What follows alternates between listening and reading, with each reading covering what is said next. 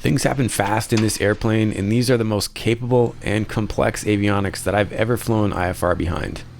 Today, I'm repositioning the airplane from Toronto to Windsor. I made a few mistakes, but I wanted to share this entire flight. It's slightly longer than average, but it moves fast, and I'm going to debrief along the way.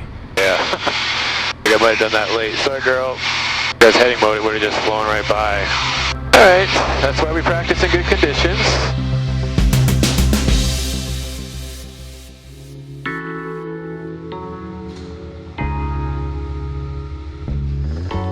Hello, beautiful.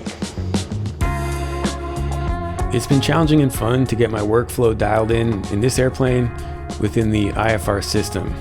I still consider myself a fairly new instrument pilot, and having done my initial training behind a six-pack with no autopilot, transitioning to this airplane was intimidating. This particular day was really interesting because of how busy it was. I've tightly assembled it so that it feels like non-stop action, so I hope you enjoy this IFR ride-along in the RV14. I start the panel booting while I get in, so I've got engine instruments when I'm ready to start up.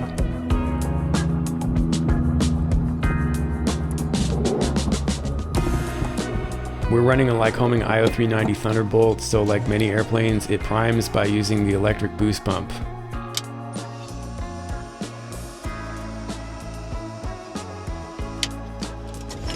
So without any help to get close-ups of things, I'm limited to the set it and forget it cameras, but it still worked out okay. Clear prop. I make sure I've got oil pressure, and then I run the pre-start and start checklists, which I had just done by memory. Regardless of being confident that I've got those procedures memorized, I still run the checklists afterwards, as you'll see me do here. For context, this is obviously a beautiful day, but I'm filing IFR for a bunch of reasons. The main one being I want to practice working with the automation when conditions are favorable. But I got a good lesson the other day flying at dawn. So this was sunrise with the sun in my eyes. I had no chance of seeing traffic in that kind of condition. So that was an interesting learning moment and a good validation of why filing IFR, even in beautiful conditions, is a good thing to do. This episode will cover several other good reasons to file IFR as often as you can. Alright, probably one of my favorite things. Time to send the new route to the panel. And the panel. Activate. Boom. Love it. There it is. Okay, so that's standing by. The altimeter, field elevation. Good enough there. So to tighten things up, I'm just going to cut out the run-up and pre-takeoff checks, and the plan here is to depart VFR and pick up the IFR clearance in the air. 10 minutes late for my IFR, but okay. I debriefed with my main instructor Dennis about this, Toga. and he reminded me that I shouldn't be super stressed about time for an IFR flight plan like this. If I have to, I can amend it, and here are some more of Dennis's thoughts. I got nobody on the base. Burlington traffic in from Quebec Mike is 5 miles to the west of Burlington, 1,500 feet. Burlington traffic short final 14, full stop. Put this in traffic. It's busy around here.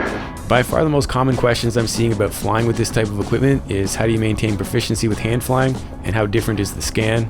This episode will also answer these two questions, but a future episode is coming that's going to break down the equipment in great detail, including all the components of the aircraft and the costs. Alright, let's go. Burlington traffic, Charlie Golf Alpha, take position 1-4, immediate departure after the Cirrus clears Burlington, and I'll be heading to the west.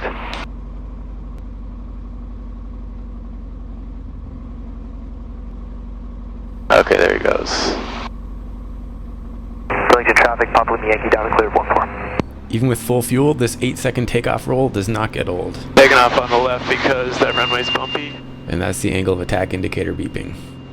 Airspeed was alive and pressure temperature was good, but it'll happen real fast. Burlington traffic in from Quebec Mike is 2 miles to the west. Planning to fly overhead the field, 1,500 feet, join a left down on 14. Burlington traffic, Golf Juliet Sierra Papa is overhead the field, be joining mid left downwind runway here on 14 full stop. Uniform Quebec Mike's behind Juliet Papa. So this is what I'm getting at when I talk about limited coverage. This is 4K, but I'm limited to this angle and the chesty cam, which I punch in on digitally when I'm trying to show more details.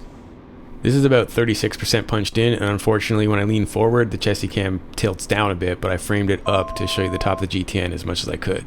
Traffic, Charlie Golf Alpha departing the area to the west, 2500. But I think it's pretty easy to follow along with the comms, and I do talk through what I'm doing with the avionics. Uniform Oscar Bravo, continue to set to 3000 VFR. Continue to set 3000, uniform Oscar Bravo. Toronto, hello, Charlie Foxtrot, Charlie Golf Alpha. Foxtrot, Charlie Golf Alpha, Toronto. Yeah, just departed Burlington, looking to pick up the IFR to Windsor. Charlie Golf Alpha, squawk code 2230, remain VFR. 2230, Charlie Golf Alpha. 2. 10 Center Port 262 with the traffic. Enter. And Charlie Golf Alpha, Toronto, you're identified 2,400 VFR traffic, 11 o'clock for a half mile southeastbound, 1,600 unverified, further traffic 12 o'clock, 3 miles northeastbound, 2,300 unverified. I'd like you to climb to 4,000 feet VFR and fly heading at 210, please. Climb 4,000, heading 210, Charlie Golf Alpha. Terminal Porter 2720, 8,000. I decided to kick off the autopilot and get on that heading change right away by hand flying it, just because it was for traffic avoidance, and I also wanted to be eyes outside looking. And then I worked on bugging it and took my time to get the autopilot re-engaged. You'll see there is a little bit of button hunting when I do get back to going into heading mode, as I had been in nav mode previously. But that's why I'm doing this today, just to get my workflow dialed in. Bravo Romeo, climb 5,000. Okay, so no conflict there. Terminal Porter 2632, we have the field in sight. Porter 2632, we have the field in sight. So yeah, I got to get from nav mode to heading mode and then get myself climbing with pitch again before I re-engage the autopilot, which takes a minute, but I get it. 500 below unverified. I'm looking November Bravo Romeo. November Bravo Romeo, contact Toronto Center 127.0. 27.0, November Bravo Romeo. Charlie Golf Alpha, contact Toronto Terminal now 12827 with your heading for the IFR. 12827, Charlie Golf Alpha. Order 2632, descend to 3000. Descend 3000, Porter 2632.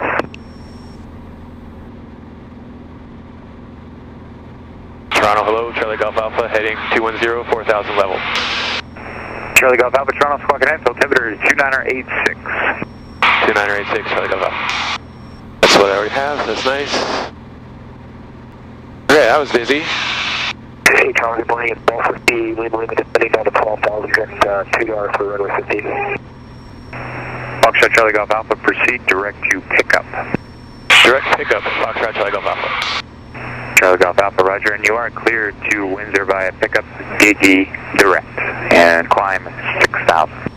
Okay, Charlie Golf Alpha is cleared to Windsor, direct pickup Gigi direct, climb 6,000, Foxtrot Charlie Golf Alpha. Oh well, didn't get that sweet read back correct, but I'll take it. Nav mode. Bravo, Papa, Toronto, go ahead. Papa, just Papa 17, squawk 1245, level 4. So yeah, I'm definitely using the automation here, and even in the bumps, it's not that hard to work the autopilot controls, which I appreciate. And I'm using pitch mode initially to climb. That was something I was trained to do so that this airplane wouldn't kind of pitch hunt for speed. So I kind of press one of the buttons for vertical speed twice, gets into pitch mode. Then once it's at the speed I want, then I press IAS. Alright, Charlie Golf Alpha, showing non-transponder target at 1 o'clock, maybe 2 o'clock, and 1 mile, headed opposite direction. Type and altitude is unknown. Again, no transponder. Okay, Charlie Golf Alpha's in the climb and looking. So to clarify, you end up rolling that little wheel thing on the autopilot, which is kind of like a trim wheel, to either change pitch or speed, and then press IAS once you're locked into the speed you want. Alright, so change it to speed. Whiskey Lima Lima, descend 5,000, altimeter is 2987. And now I'm running a bunch of the checklists that I did during the busy phases, such as takeoff, climb, level off, and I'm going to notice a mistake that I made on the pre-takeoff check. No fuel pump on. Charlie Golf Alpha, that no transponder traffic is no factor. Begin looking for more traffic though, 12 o'clock and about 5 miles, same direction, and there's another one opposite direction at 4,500 and 3,700 unverified. Okay, looking for the traffic, Charlie Golf Alpha. Let's address the how much hand flying do you do versus use the automation question with some backstory context with my longtime mentor, Dennis. And then that way you confirm that that's what you put in the pre-select, and then things like that, you go 200 to go, right? Dennis helped me transition to the RV14 panel, and he first introduced me to automation in his Garmin retrofitted Cessna 182. So how much have we touched this airplane since after we took off? Yeah, not much. We just check it every once in a while. Is it doing what it's supposed to do? Yes, it is. Okay, now you can divert your attention to briefing your plane. Of course, hand flying skills are key. All right, yep, you're good to go. I'm good to go. Dennis was my primary tailwheel instructor. He's a huge proponent of strong stick and rudder fundamentals. There's no automation in this thing. It was rewarding to see the old Super Cub that I first soloed in beside the hangar classroom where my G1000 sim now lives, so Dennis can use it with his students. Here's a snippet from an upcoming episode. And I mean, if you have an autopilot, you use it all the time. It's the smart thing to do. And as I said, with the approach, if it was a real approach, you'd be thinking about, at the very least, the killer items, right? What is the altitude that we're crossing the final approach fix at? And then the next altitude is the killer one, which is the minimums. ILS minimum 980. There you go. So we'll call it 1,000 feet, all right? The other smart thing to do is to practice hand flying once in a while, because autopilots can and do fail. So bottom line, I hand fly about 1 in 5 approaches, but I'm using the automation most of the time because I want to be sharp with that. I know this is controversial, so share your thoughts in the comments. Traffic in sight below for Charlie Golf Alpha, no conflict. Charlie Golf Alpha, thank you. Alright, 200 to go for 6,000. Alright, that was a busy departure. So my only screw up was I missed the fuel pump on my takeoff check. What I was up against was I had an IFR flight plan on file that I was going to be late for. No big deal, but there you go, that's some pressure. And then somebody stopped the fuel pumps to talk. Cost me a little bit of time. But there's no excuse for rushing a checklist, I mean. Alright, let's lean assist. Very cool feature of this thing I'm starting to get used to. Pull it back. Charlie Golf Alpha has changed my next frequency, 135.3. 1353, Charlie Golf Alpha.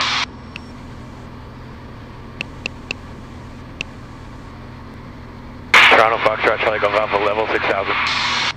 Charlie Golf Alpha, thank you. Altimeter to London now 2986. 2986, Charlie Golf Alpha. Alright, so it's starting to go blue. There's the last one, and I think the target is to have the warmest one be 10 or between 10 and 20 under. To be clear, I'm talking about exhaust gas temperatures and trying to be lean of peak. I'm at 66% power and 9.3 gallons per hour, going 154 indicated, 170 through. Not bad. Ground speed 160, 8 knot headwind. Go full on that girl. That's how I like to ever set. Probably one of my favorite things are the custom data fields. I got my fuel over destination up there. I did the set my, yeah, there's another one, fuel calc. I'll say 5 used. Sure. So, yeah, another checklist item failed. Anyways, I filled it up. Forgot to reset my totalizer. I caught it as soon as I checked my fuel over destination because that is one of my trained items. And for the sake of clarifying these details, here's a picture from a different leg, just showing that same MFD with these data fields populated with different numbers, but that's what I like to look at. Anyway, so that's just moving fast, getting gas, and forgetting to reset my totalizer and grab the fuel pump on takeoff. 2 deep brace items. And Toronto, were you able to pick up the Yankee Gold Zulu on radar? But I got ground speed on this user field, and I got ground speed here, so I'm gonna change that to user fields. I want to change this one. And the advice I got was to put vertical speed required in that one. So check this out. Alright, so I'm pretty confident with the setup here. So let's say I'm going to drop out of, and I forgot to center my heading bug, so that has to be a procedure when you get onto nav, reset the heading bug. So I've zeroed that. I'm going to stay on altitude, but I'm going to get in heading mode. So nothing's going to change from the way the airplane is flying. So let's say I just delete everything here. Like a menu. Delete flight plan, yes. So add a waypoint to say, I'll say YGG where I'm going.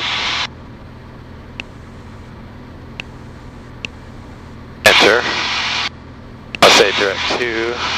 It isn't what I'm doing, but bear with me. And I'm going to say ignore this because I don't want to take that. So I'm going to send that back in a minute. Activate. Alright, now, here's the cool thing. I'm going to ignore this. I'm not really going to fly it. Flight plan. If I say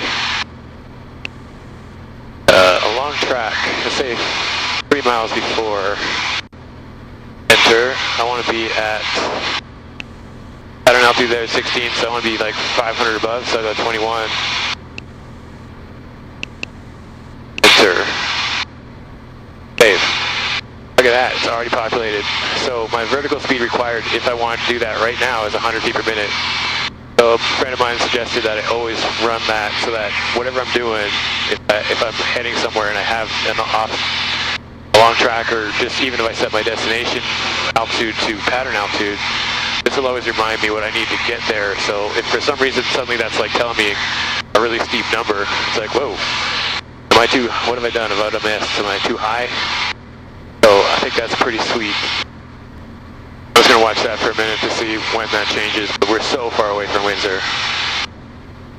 So let's just change it to London, somewhere closer. So circuit altitude is 19, so I'd be on London at 24.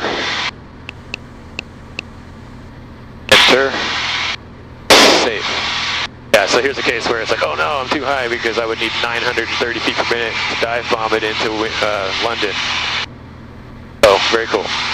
And messing around, I forgot to I think what happened was I didn't acknowledge when I did that, so it has saved my direct to London. But anyways, I'm going to delete all this. So what I can do is I go to flights, I can resend this to panel, a map first, and flight plan. I can resend this to panel. Activate, there it is, and I was going to pick up direct. Activate. Toronto Center, good morning, Diamond 375, Papa Alpha at 3,500. Oh. 375 Papa Alpha, trying to get 8 squawk at 8, where are you headed to? I am squawking 5307 and I am headed across the border to Buffalo, New York. Seamless. That's sweet, man. That is sweet. So now, BSR required is not populated because I haven't set any vertical nav into this flight plan. So that's cool. This is how I'd like to have it set up. Obviously it's very customizable, but full screen map. I got my density, altitude, fuel over destination, fuel remaining, and then endurance, 4.5 hours. That only works if you set your totalizer correctly, which I had forgotten to do on departure, but I've fixed that. And then the latest tweak was adding vertical speed required up here. On a beautiful day like this, I'm going to fly with traffic up. 2 and 6 miles seems to be a good place to be. Engine monitor in detail. I don't need a full screen PFD, but I could do that. I don't know, to me there's a lot of wasted real estate. I could use just that, but I don't know, for whatever reason I'm just used to this. Yeah, press that, gives me that. I just like it. I can see my electrical status, fuel status in detail, and detailed engine status. That's how I like to roll.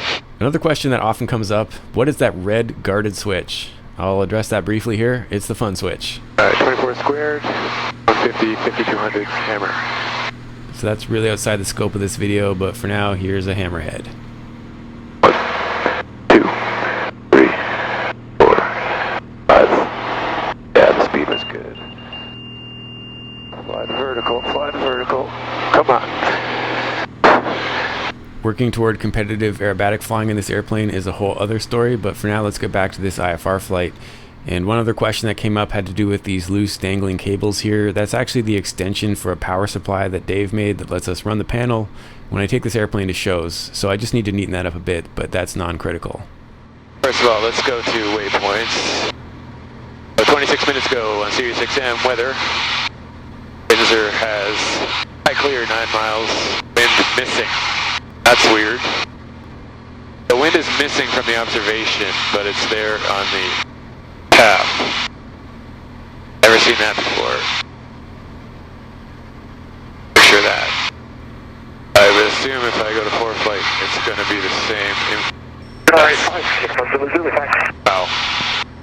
So Windsor literally just has no wind marked, but anyways, literally just skipping it in 4 flight.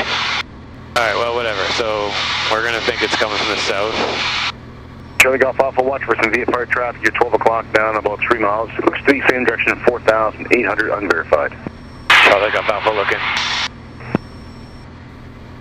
Yeah, no wind data. Alright, I mean it's light, so whatever. Alright, so that traffic is climbing a little bit, same direction, 2 miles away, but I don't see him. I got him. Traffic in sight, Charlie Golf Alpha overtaking, no factor. Charlie Golf Alpha, thank you. That is super helpful. 81 Charlie Mike, contacting you on frequency 135.3. I wonder if I do set a, like if I just say I want to be at pattern altitude.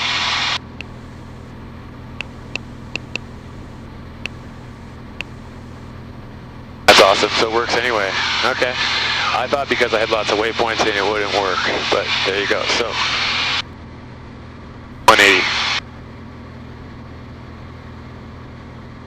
Yeah, so if I was to descend into Windsor right now, I would require a vertical speed of 180. I think that's a nice cue to have access to, but I'm going to go back to traffic. Pretty happy with that setup right there. PFD, engine monitor, traffic or flight plan, whatever I want to see there. App, full screen. And I'm always flying for flight here anyways, so checklists and flight briefings.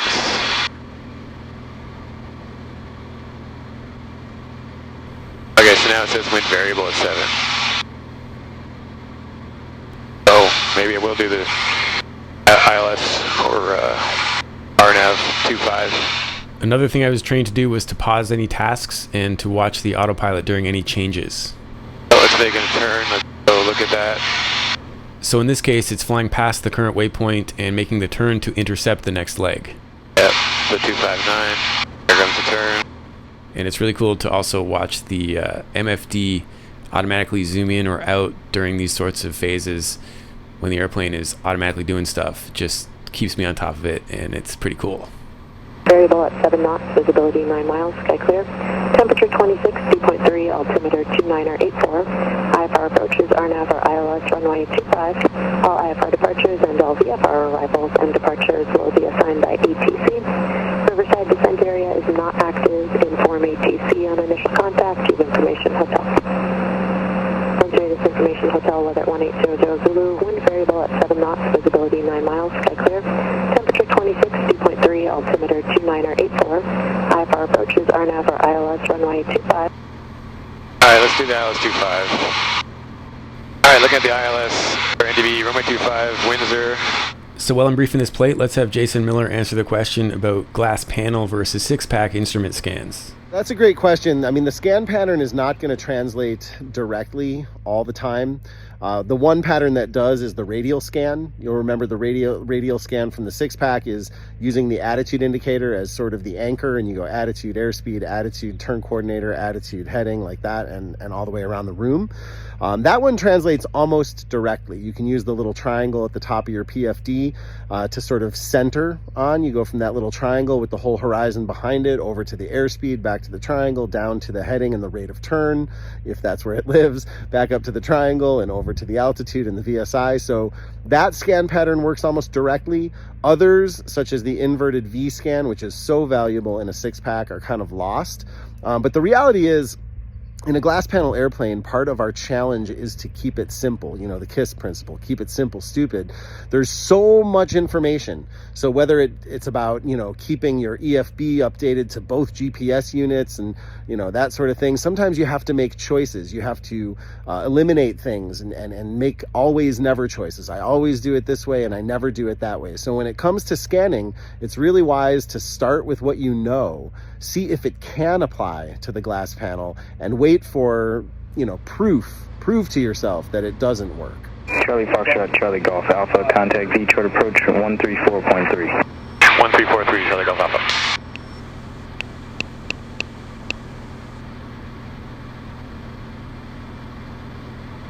Detroit, hello, Charlie Golf Alpha, level 6000. Charlie Foxtrot, Charlie Golf Alpha, Detroit approach, information hotel current at the Windsor Airport, advise when you have it. They're advertising the RNAV or ILS 25, but you can have visual as well, so prefer that. Yep, we've got hotel, and I'd like to do the ILS 25, Foxtrot, Charlie Golf Alpha. Charlie Foxtrot, Charlie Golf Alpha, right, expect the ILS 25 approach. Charlie Golf Alpha. Alright, cool. Jet Chair 408, flighting 340, to maintain 10,000. Heading 340 to 10,000, Jet Chair 408. Jet 915, traffic no factor. Oh. Jet 915, we got him in sight. When I'm clear, I would need to press vectors to final. I haven't done an ILS in a while. I've been doing all RNAVs, which are direct to a fix, so... Charlie Foxtrot, Charlie Golf Alpha, descend to maintain 3,000. Descend to maintain 3,000, Charlie Golf Alpha.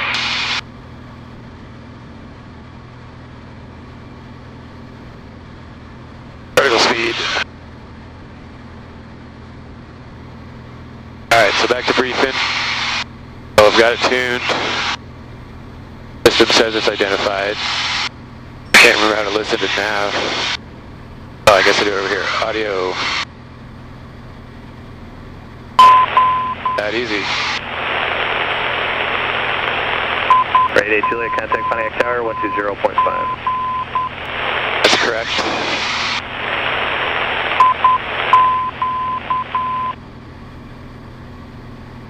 A little more rich. Get rid of lean assist, come all the way down. I removed some dead air and some noisy radio comms where I was cleared to turn 5 degrees to intercept the localizer. 1, 2, 3, 4, 5. Heading. Activate vectors to final. And the needles went green. I think it's because I was already within that close proximity to it. So no glide slope because we're so far away, I think is what I'm getting at. Another thing I need to work on is approach mode versus approach clearance. I was kind of taught to wait until I was cleared for the approach before pressing approach mode on the autopilot, but you'll see here that waiting for it isn't ideal. So Dennis actually suggested that I use nav mode instead of heading mode in a situation like this. I think I needed to do that so I could actually turn. And that way the autopilot will at least laterally navigate the approach, if not descend. Yeah. I think I might have done that late. Sorry, girl. Because heading mode, it would have just flown right by. Alright, that's why we practice in good conditions. And then I'll resync the heading bug. But anyway, I've currently got it in approach mode without the clearance. Okay, approach mode, localizer, vertical speed, and... So now I need to be careful that the autopilot doesn't descend because I am not cleared for the approach yet. Glide slope is armed. I'm descending 3,000. Well, I'm not cleared for the approach yet, but I was just meant to intercept it, which I did. Alright, so I'm on board. Catching things. Change tanks. Yes. Undercarriage is down. 915, turn left heading 300, reduce speed to 170 knots left. Switches. 300 and slow to 170 or less, etc. at 915. We have the field at 1,000 to go. Digit 915, clear for approach, runway 27 left. Clear for the visual 27 left, etc. at 915. X frequency V tower, so let's get that in there. Charlie Foxtrot, Charlie Golf Alpha, you're 12 miles from the Windsor Beacon. Maintain 3,000 until you're established on the localizer. Clear for the straight-in ILS, runway 25 approach. Maintain 3,000 until established. Cleared for the straight-in 25 ILS approach. Foxtrot, Charlie Golf Alpha. So now I can bug the mist. 28. Okay. Glide slope is alive. Charlie Foxtrot, Charlie Golf Alpha, contact Windsor Tower now, 124.7. 1247, Charlie Golf Alpha. Charlie Golf Romeo Tango Golf, you can proceed direct to Windsor Airport, maintain 11,000. Proceed direct to Windsor Airport, maintain 11,000. See how that goes.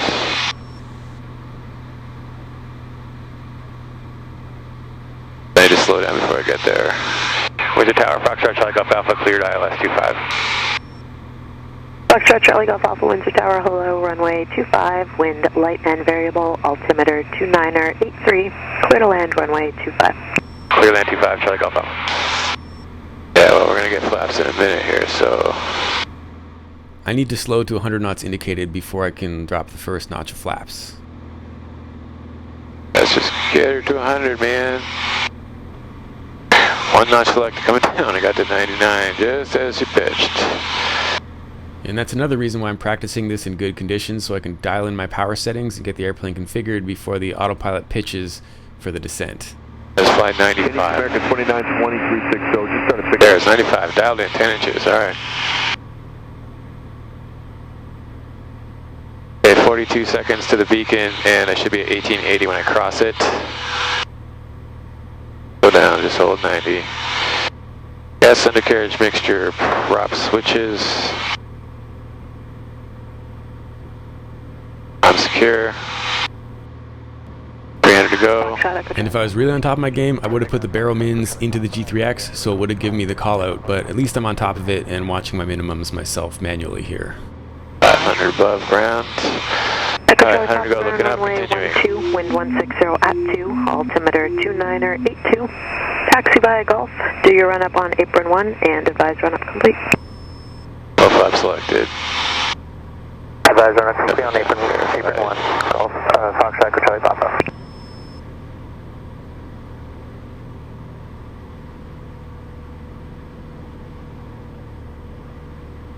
Landing long to get up a Foxtrot. Oh yeah, and here's something I need to talk to some experts about, or just confirm with Garmin that I have things set up correctly. But when the airplane passes the missed approach waypoint, I get an alert, which is, I guess, understandable because the airplane may need to configure to do the published missed.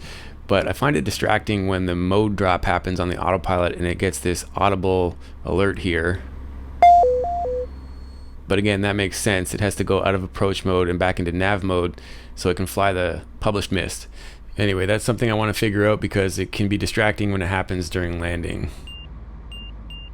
So if you made it to the end, thanks for watching. The next episode will be the 2 years and 200 hours of operation recap and basically everything I learned.